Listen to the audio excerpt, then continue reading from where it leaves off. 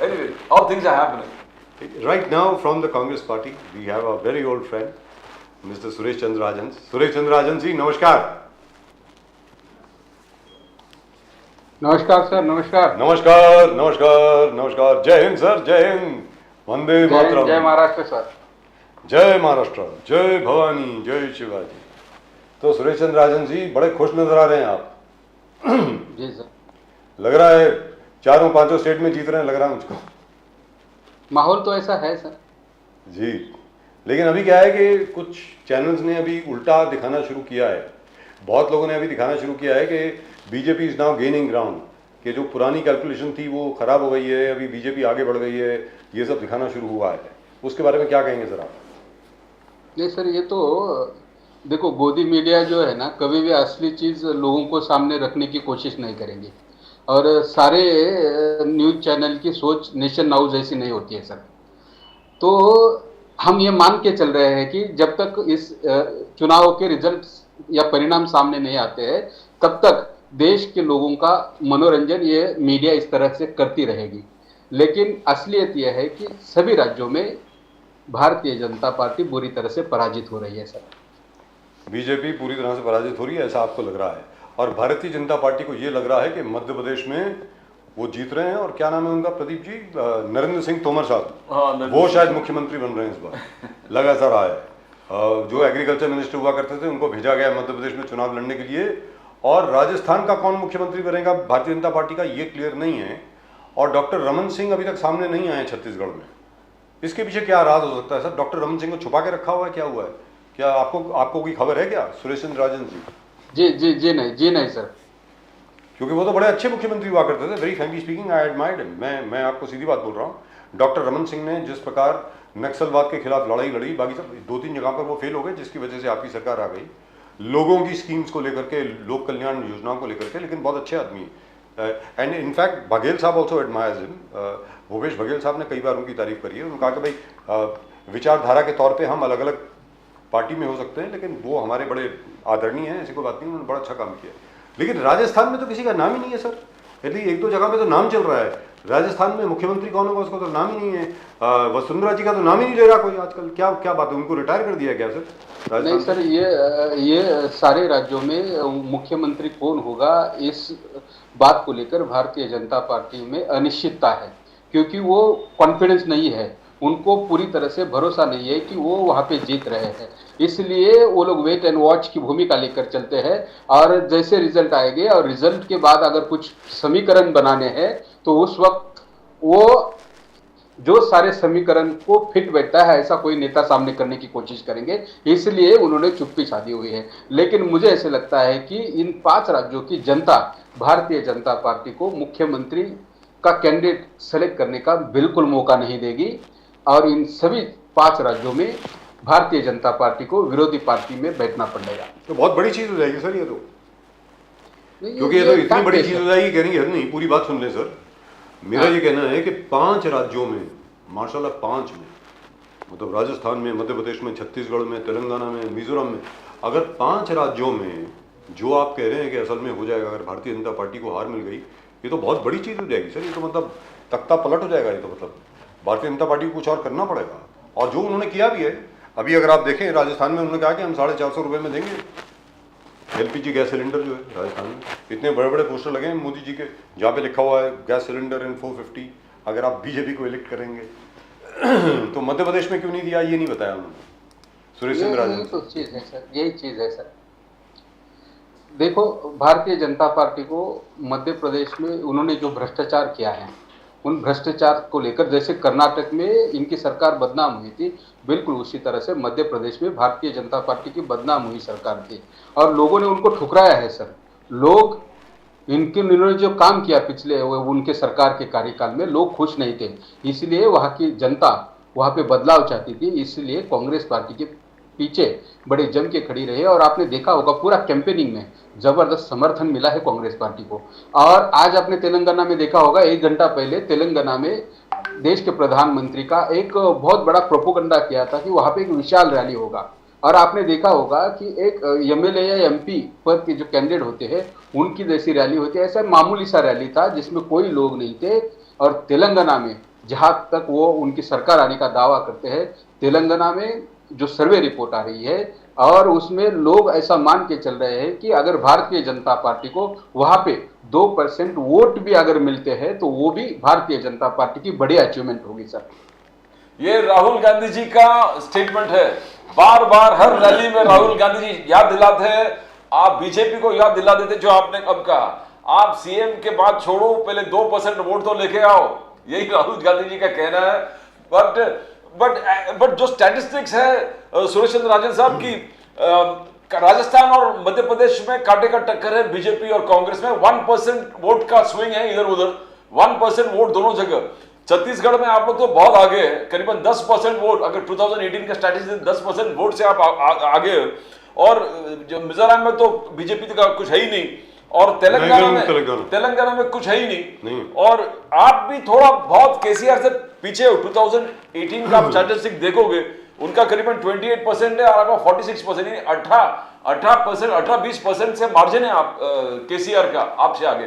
But the point is, आपका जो गरीब कल्याण स्कीम्स है वो जबरदस्त है, अनबीटेबल है, कोई इसको हाथ ही नहीं लगा सकते। राजस्थान जैसे गहलोत साहब ने किया है, जैसे एमपी में आपने 7 वचन, 8 वचन, 9 वचन, 11 वचन, और प्रोबेबली आपने कहा कि आप एक दलित सीएम देने वाले हो, तेलंगाना में पूरा वोट का स्विंग हो सकता। मगर एक चीज मानना पड़ेगा, चिरंजीवी स्कीम हो, जो गहलोत साहब का अलग अलग स्कीम है, हर वर्ग को आपने कवर कर दिया, आपने लेडीज को कवर कर दिया, फ्री ट्रैवल स्कीम को बात कर ली है आपने, फार्मर्स को, जिसको लैंड नहीं है, लैंडलेस, उसको लैंड भी देंगे, और 5 लाख रुपया घर बनाने वाले स्कीम, अनबीटेबल। ये जो स्कीम्स आपने गरीब कल्याण स्कीम्स किए हैं, तो बीजेपी इसको टक्कर क्यों नहीं कर रहा है सुरेश चंद्र जी? वो ही बोल रहे कि कर्नाटक का फेल मॉडल, कर्नाटक का फेल मॉडल। बीजेपी सिर्फ लगा रहे कि आपका वादा कर्नाटक में निभा नहीं पाए, तो ऐसे सब जगह ऐसे ही बोलते रहते हो। सुरेश चंद्र राजन जी। सर, सबसे पहले आपने 2 चीजें इसमें पूछी है, तो उसमें सबसे पहले आपका जो सर्वे रिपोर्ट है या जो वहाँ की ग्राउंड रियलिटी है, उसके आधार पर ये टीवी चैनल जो कांग्रेस और वाईएसआर के बीच में जो डिफरेंस दिखा रहे हैं, ये केसीआर के साथ जो डिफरेंस दिखा रहे हैं, वो पिछली बार का है सर, वो पिछली बार। लेकिन जो आज की जो रियलिटी है ना सर, भारत जोड़ो यात्रा के बाद राहुल गांधी जी को जिस तरह से पूरे देश में एक समर्थन मिला था, और उसके आधार पर राहुल गांधी जी ने इस भारत जोड़ा यात्रा में अलग अलग राज्यों से जब गुजर रहे थे, तो लोगों की दिक्कतें क्या है, लोग क्या चाहते हैं, लोग किस मुश्किल का सामना कर रहे हैं, लोग सरकार से क्या अपेक्षा रखते हैं, इन सारे चीजों का एक अच्छा अभ्यास किया था। और उस आधार पर अगर अलग अलग राज्यों में कांग्रेस कैंपेनिंग कर रही है, लोगों के बीच में मत को लिए जा रही है, तो लोग क्या चाहते हैं उसका स्टडी किया था, और उसके आधार पर कांग्रेस ने ये अलग अलग जन कल्याण योजना या अलग अलग हमारे जो कमिटमेंट है, 5 गारंटी, 6 गारंटी, 7 वचन, इस तरह के जो प्रोग्राम बने हैं, ये लोगों के नीड बेस पे बनाए हुए हैं, और इसके कारण लोग भर भर के कांग्रेस के पीछे खड़े हुए हैं सर। और दूसरी बात आपने कहा कि ये भारतीय जनता पार्टी लगातार ऐसे बोलते हैं कि कर्नाटक में आप फेल हो, लेकिन कर्नाटक में आज भी कांग्रेस पार्टी ने जो जो योजना वहां पे कमिट की थी, उसमें से कई सारी योजना आज भी वहां पे चालू है, इंप्लीमेंट हो है, लोगों को उसका बेनिफिट हो रहा है सर। और भारतीय जनता पार्टी इसी कारण, अगर कांग्रेस ने इस तरह की योजनाओं का यहाँ पे कमिटमेंट किया था, अलग अलग गारंटी दी थी, तो ये तो सरकार मध्य प्रदेश में एग्जिस्टिंग सरकार थी उनकी, आज वो अदर राज्यों में 450 रुपए में गैस सिलेंडर देने की कमिटमेंट करती है, लेकिन जहां पे उनकी एग्जिस्टिंग सरकार है मध्य प्रदेश में, उन्होंने क्यों नहीं दिया? ये आत्मचिंतन का विषय है सर। और ये लोग जानते हैं इन्होंने जो गलत काम किया है सर। और एक बात साफ है, भारतीय जनता पार्टी ने पिछले 9-9.5 साल में जनहित विरोधी जो जो निर्णय लिए हैं, लोगों के खिलाफ जो जो काम किए हैं, उस काम से लोग तकलीफ में आए हैं, लोग सफर कर रहे हैं, और जिसके कारण दोबारा भारतीय जनता पार्टी को एक 5 स्टेट के कोई लोग इनको फिर से समर्थन नहीं देना चाहते, सत्ता में नहीं लाना चाहते। और इस डर का आपने बहुत अच्छे तरीके से इस्तेमाल किया है राजस्थान में, स्पेशली हर जगह पर जाकर के आपने ये बोला है कि अगर बीजेपी की सरकार आ जाएगी तो ये स्कीम जो है सारी चली जाएंगी। नहीं सर, तो आखिर में भारतीय जनता पार्टी को जबरन ये अनाउंस करना पड़ा कि यार 450 में तो हम भी देंगे सिलेंडर। अभी तक बोल रहे थे कि नहीं देंगे, उन्होंने कहा था कि हम ये रेवड़ी नहीं बांटेंगे, ऐसा करके बोला था उन्होंने। और यहाँ पर भी आगे भारतीय जनता पार्टी के प्रवक्ता यही बोलते हैं कि हम रेवड़ियां नहीं बांटेंगे। भारतीय जनता पार्टी एक ऐसी पार्टी है जो रेवड़ी बांटकर ही सत्ता में आई है सर। 2014 के चुनाव के पहले इसी देश के प्रधानमंत्री ने अलग अलग लोगों को कमिटमेंट की थी, सारा देश जानता है और लोग भूले नहीं है सर। भारतीय जनता पार्टी के जो शीर्ष नेतृत्व है, चाहे वो नरेंद्र मोदी जी हो, अमित शाह जी हो, नड्डा जी हो, ये सारे लोग रेवड़ी बांटने पे लोगों को झूठा कमिटमेंट करने में ही विश्वास रखने वाले लोग हैं। एक चीज के ऊपर तो भारतीय जनता पार्टी बार बार एक चीज के ऊपर जो एम्फसाइज कर रही है, बार बार उसके माफ कीजिएगा जोर दे रही है, वो ये है कि देखिए साहब 80 से 83 करोड़ लोगों को हम मुफ्त में खाना बांट रहे हैं। 80 से 83 करोड़ लोगों को ये कह रहे हैं, और वो स्कीम जो है 5 साल आगे और बढ़ा दी गई है। तो इसका जो आपकी जो सामने से आर्गुमेंट आती है वो थोड़ी अजीब आती है। क्या मतलब सुरेश चंद्र राजन जी, आपको लगता नहीं है कि लोग वोट देंगे इसके ऊपर मोदी जी को कि 83 करोड़ लोगों को मुफ्त में राशन मिल रहा है? सर ये जो योजना है ना कि गरीब लोगों को या जो इकोनॉमिक बैकवर्ड है, जो दारिद्र्य रेखा के नीचे आने वाले लोग हैं, इन सारे लोगों को आजादी के बाद से लेकर आज तक मुफ्त में अनाज मिलता है सर। तो हमारे देश में 83 करोड़ लोग जो हैं वो बिलो पॉवर्टी लाइन है, कहने का मतलब ये हुआ?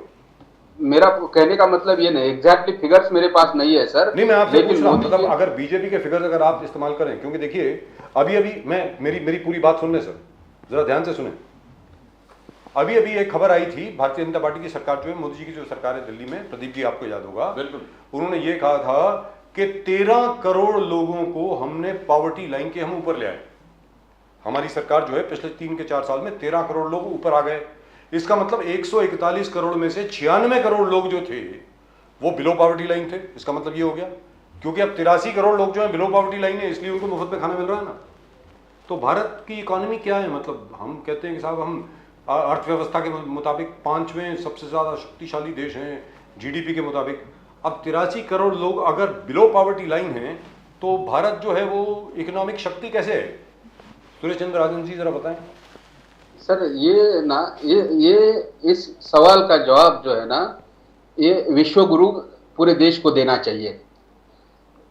देश के प्रधानमंत्री नरेंद्र मोदी जी या उनकी सरकार के लोग इस तरह का बयानबाजी करते हैं तो मुझे ऐसे लगता है कि उनको पूरे देश को और दुनिया को इस सवाल का जवाब देना चाहिए। आपको मैं महाराष्ट्र का एक ना सर शिव थाली का उदाहरण देता हूं sir ji.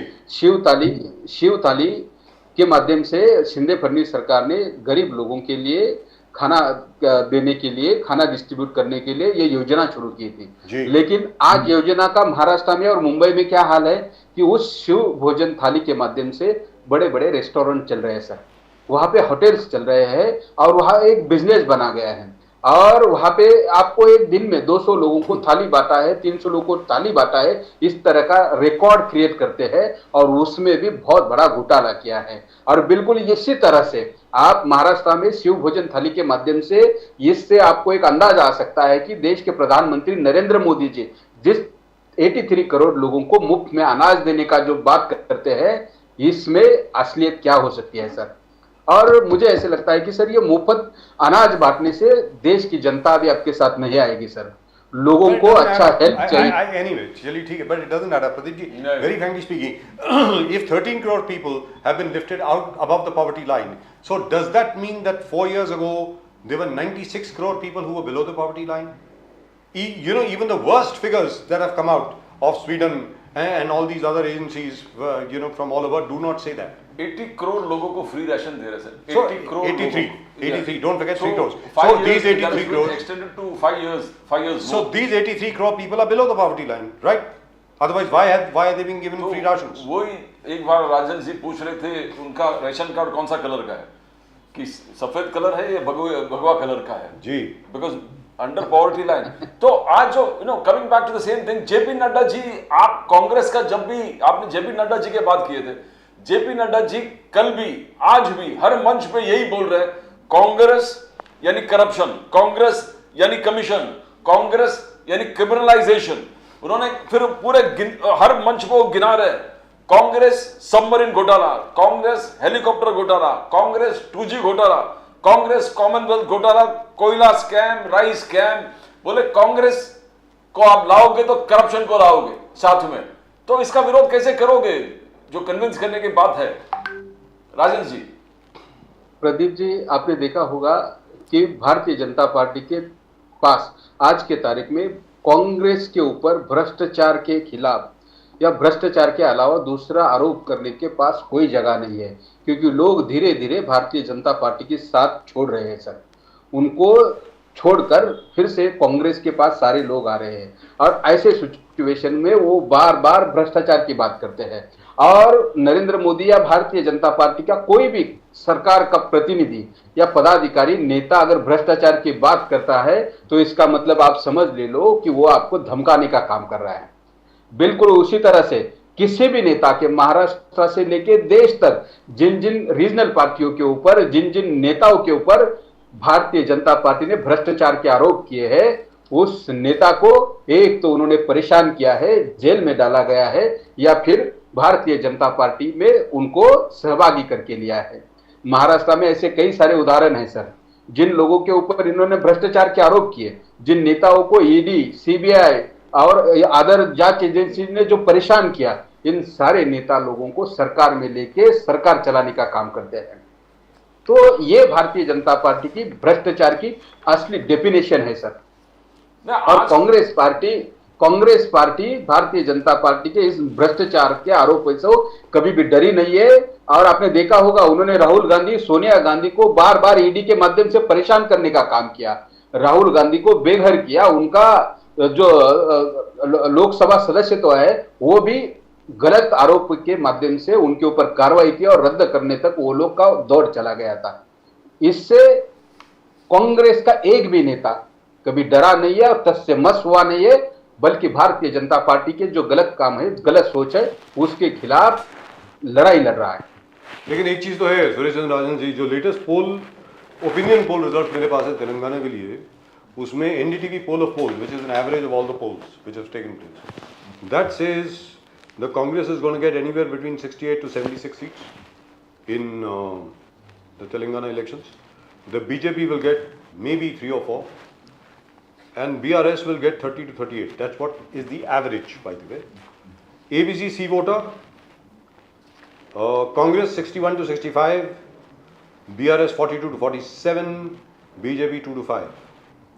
The South first, Congress 57 to 62, BRS 41 to 46, Pulse of Telangana 68 to 79 for the Congress, 37 to 51 for BRS, and the rest of it is also more or less the same. इसमें सिर्फ एक problem है sir, problem सिर्फ ये है कि AIMIM की minimum 6 या 7 सीटें आएंगी, वो जब BRS के साथ मिल जाएंगी तो हो सकता है कि बहुमत उनके पास हो जाए।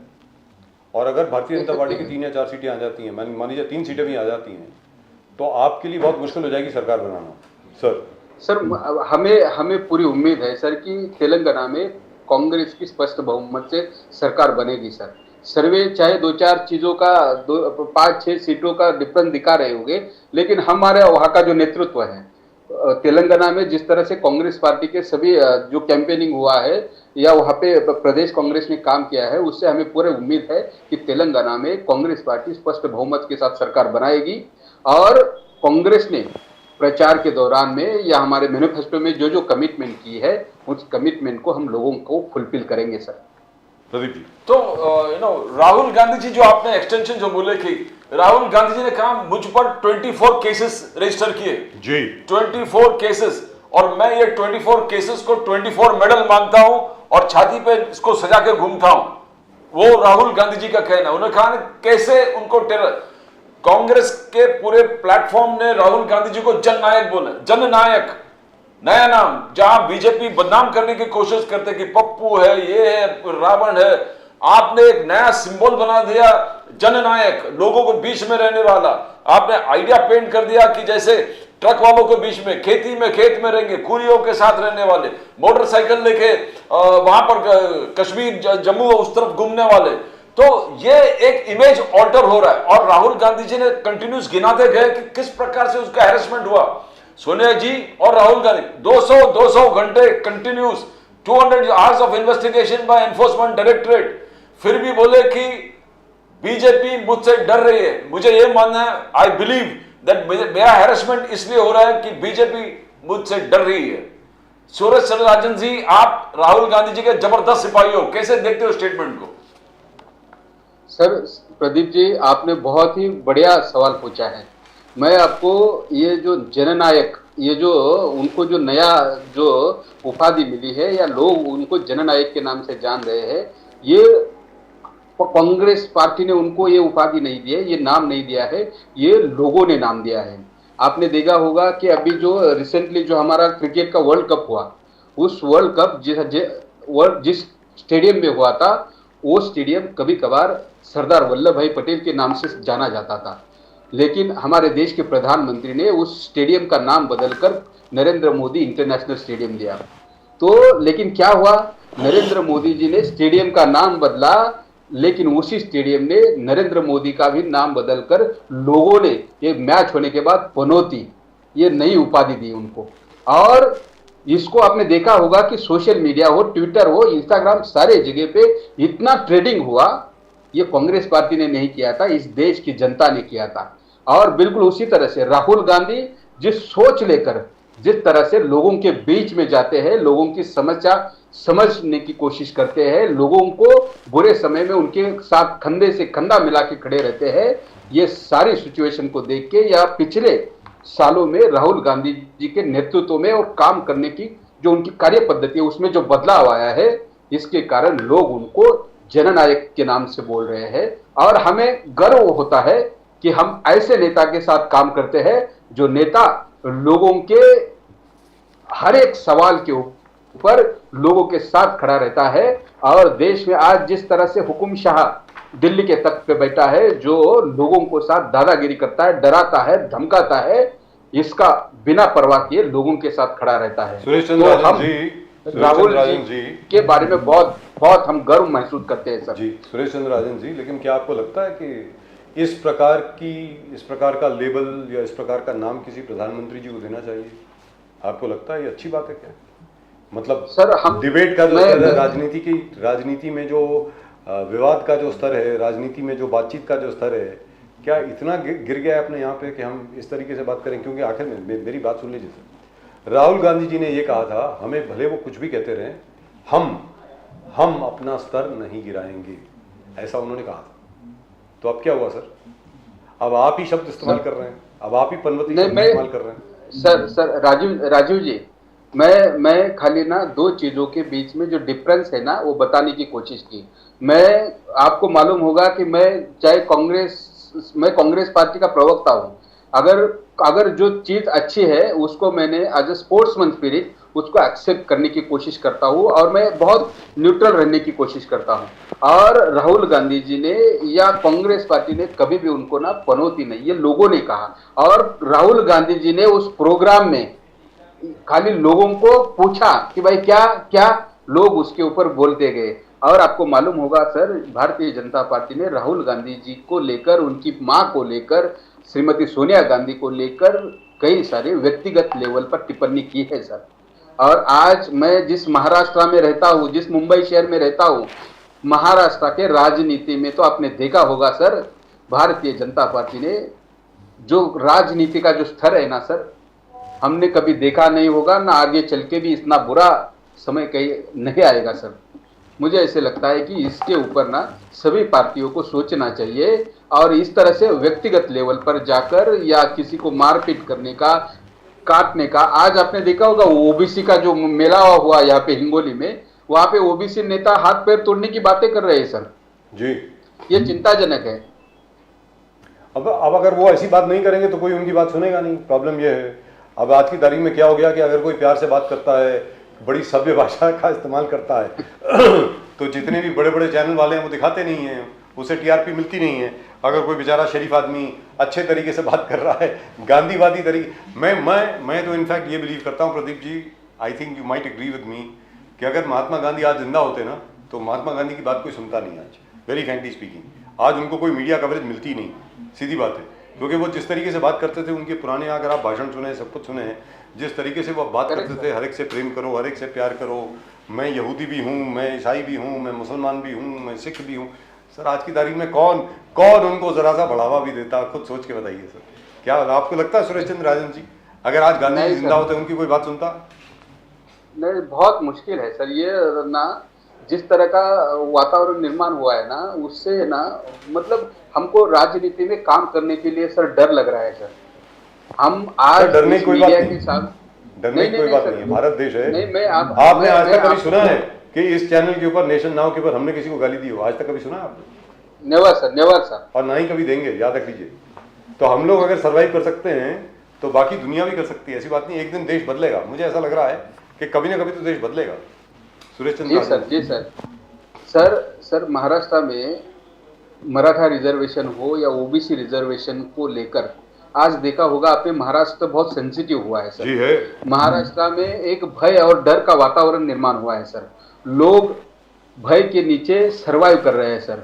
और गांव में, मैं अभी दीपावली में गांव में गया था सर। मेरे गांव में नेता लोग को गांव बंदी का बोर्ड लगाया था सर। मुझे डर लग रहा था क्योंकि मराठा समाज, और आपने देखा होगा मराठा समाज एक ऐसा कम्युनिटी है सारे रूरल एरियाज में या महाराष्ट्र को डोमिनेट करने का काम करता है। आज के तारीख में मराठा समाज ये शक्तिशाली समाज है।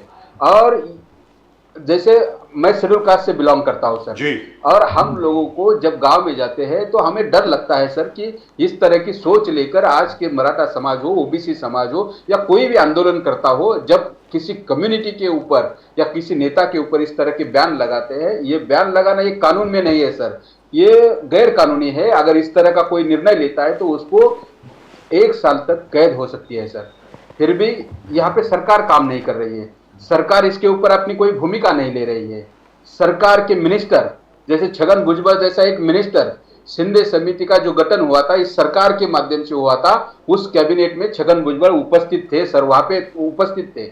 उस वक्त वो इसको विरोध कर सकते थे लेकिन उन्होंने विरोध नहीं किया। और आज की तारीख में शिंदे समिति महाराष्ट्र में काम कर रही है, अलग अलग मराठा समाज को जो कमिट किया था उसके अनुसार काम कर रही है। तो उसको बर्खास्त करने की मांग करते हैं और ओबीसी का जो सर्टिफिकेट लोग को दे रहे हैं उसको तत्काल रोकने का काम मांग कर रहे हैं। तो ये सरकार का इसके ऊपर कोई कंट्रोल नहीं है सर। सरकार ये हुआ कि ये सरकार बिल्कुल जनतंत्र राज्य में बिलीव करती है। कहने का मतलब ये हुआ ये सरकार में पूरा फ्रीडम ऑफ एक्सप्रेशन है सर। ये तो बहुत बढ़िया सरकार है, इसका मतलब इसमें तो कोई भी आदमी कुछ भी बोल सकता है। नहीं, सुरेश चंद्र जी जो बोले कि भुजबल साहब ने जो प्रश्न उठाया कि ये गांव बंदी वाले बोर्ड आप क्यों नहीं उठाते हो, नाउ दैट इज अनकॉन्स्टिट्यूशनल। ये सही है, एब्सोल्युटली। ये सुरेश चंद्र राजन जी बोल रहे कि भय का वातावरण तो है ही, कोई भी उस गांव में जाएंगे तो अटैक हो जाएगा, बिकॉज बोले गांव बंदी है, कोई नेता नहीं आना चाहिए। अब मॉब रूल में जब मॉब आगे आता है तो कोई किसी का सोच समझ में कोई कानून पे कुछ है ही नहीं, सोच विचार नहीं है, अटैक होगा, लिंचिंग होगा, गाड़ी तोड़ना। तो ये क्या आपको नहीं लगता कि फडणवीस जी को तुरंत आदेश देना चाहिए कि जितने बोर्ड यहां पर लगे उसको पहले हटाइए, बिकॉज ये कानून के विरुद्ध है। किसी में आप गांव बंदी लगा दे, आईपीसी के वेरियस सेक्शन लग जाते हैं उधर, तो ये क्यों नहीं कर रहा फडणवीस जी? आपको लग रहा है कि सुप्रिया सुले का चार्ज की ट्रिपल इंजन अलग अलग दिशा में घूम रहे इंजन, 200 से ज्यादा एमएलए है फिर भी अस्थिरता है, कैसे देखते हो सुरेश चंद्र जी? सर ये शिंदे फडणवीस और पवार, ये जो 3 पार्टियों की सरकार है ना, इनके बीच में कोई तालमेल नहीं है सर। ये सरकार का, ये as a CM, as a deputy CM, इनका ना सरकार के ऊपर कंट्रोल है या इनके मिनिस्टर के ऊपर कंट्रोल है या इनके एमएलए के ऊपर कंट्रोल है। और ये लोग मराठा समाज का जो दहशत है, ओबीसी समाज का जो दहशत है, उस दहशत के पीछे केवल वोटों की राजनीति या वोटों का जो समीकरण है उसको दिमाग के रख के काम कर रहे हैं। उनको मालूम है 3-4 महीने बाद महाराष्ट्र में फिर से इलेक्शन होने जा रहे हैं, टेंटेटिवली फरवरी या मार्च में यहाँ पे आचार संहिता लगेगी सर। और वो ऐसा कोई कदम नहीं उठाना चाहते जिससे मराठा समाज या ओबीसी समाज नाराज हो और इनके खिलाफ जाए। इसीलिए इनको मालूम है ये सारी चीजें इलीगल हो रही है। इनके मंत्री, आज के मैं 2 उदाहरण देता हूं सर। इनके संजय सिरसाट शिंदे शिवसेना के नेता है, उन्होंने कहा है कि अंतरवर्ती सराटी में जो हिंसा हुई है उस हिंसा का आधा घंटे का वीडियो इनके पास है और वो वीडियो ये अधिवेशन में देंगे। मुझे ऐसे लगता है कि सर ये बहुत ही बेजवाबदार और गैर जिम्मेदार स्टेटमेंट है। अगर सरकार के प्रतिनिधि के पास अंतरवली सराठी में जो हिंसाचार हुआ है उसकी वीडियोज इनके पास है तो उनको इमीडिएट इस राज्य के गृह मंत्री को या मुख्यमंत्री को देना चाहिए और उसके ऊपर इमीडिएट कार्रवाई करनी चाहिए। बल्कि ये लोग क्या कर रहे हैं, अधिवेशन तक वेट कर रहे हैं। इसका मतलब ये लोग अधिवेशन काल तक इस सिचुएशन को और कॉम्प्लिकेटेड करना चाहते हैं और बिगाड़ना चाहते हैं और लोगों के बीच में आरक्षण के मुद्दों को लेकर ये यहाँ एक सवाल सर एक सवाल कंटिन्यू करना चाहते हैं। This is the last question sir, Suresh Chandra Rajan ji. ये अभी तक हम लोग बात कर रहे हैं, मतलब ये जनरली बात है, हम लोग क्या बात कर रहे हैं, मराठा समाज, कुंभी मराठा, दांगड़ समाज, माली समाज, कोली समाज, लिंगायत समाज, इनकी बात कर रहे हैं। मैं आपसे जानना चाहता हूं, जो महाराष्ट्र में दलित हैं, जो महाराष्ट्र में शेड्यूल कास्ट हैं, वो इन सब चीजों को कैसे देख रहे हैं? अभी ये जो हो रहा है उनके मन में क्या है अभी? सुरेश चंद्र राजन जी। राजू जी, आज के तारीख में जो हमारी सरकार है महाराष्ट्र की, शिंदे के नेतृत्व वाली, ये दलित समाज के प्रति इनका कोई ऐसा ठोस प्रोग्राम नहीं है। दलित समाज के प्रश्नों को लेकर दलित समाज कई सालों से आपने देखा होगा कि रास्ते पे उतरकर अपने अधिकारों की लड़ाई लड़ रहा है।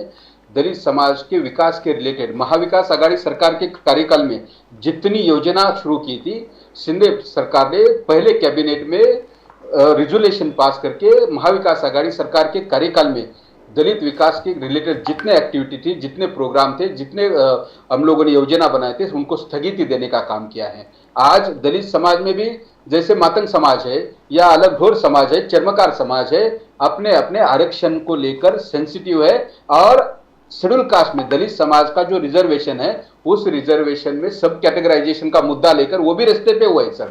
इसका मतलब लेकिन शिंदे सरकार दलित समाज के विकास के मुद्दों को लेकर, दलित समाज की योजना को लेकर बिल्कुल गंभीर नहीं है sir.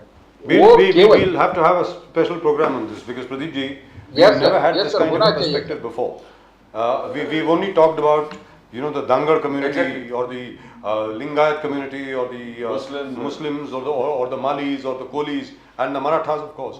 But nobody has talked about it from the point of view of the scheduled castes and scheduled tribes. What do they आपका feel? गांव कौन सा है सर? आप बोल रहे गांव में गांव बंदी का बोर्ड लगे, कौन से गांव में आप गए? आपका गांव? सर मैं उस्मानाबाद डिस्ट्रिक्ट से हूँ सर। Okay okay. गांव का नाम क्या है? उस्मानाबाद डिस्ट्रिक्ट कड़म तालुका में मंगरूर गांव है मेरा सर। मंगरूर गांव, कड़म तालुका में। Right, thank you very much sir. Suresh Chandra Rajan ji, आपसे बात करके बहुत मजा आता है हर समय। आप हमेशा कोई ना कोई नई चीज लेकर के आते हैं प्रोग्राम में, उसके लिए आपका बहुत बहुत धन्यवाद। और इसी तरह आप हमेशा हंसमुख रहें, हंसते रहें, मुस्कुराते रहें।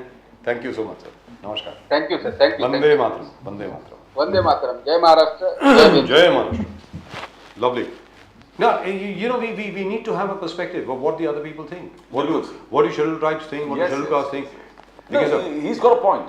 He's got a point. He belongs to the scheduled tribe. Yes, scheduled caste. Scheduled caste. Scheduled caste. yes. तो वो गांव में जब जाते हैं और गांव बंदी का बोर्ड लगा हुआ रहता है, ना ओके, नेता बंदी का बोर्ड, कि कोई नेता नहीं आएगा। Yes, yes.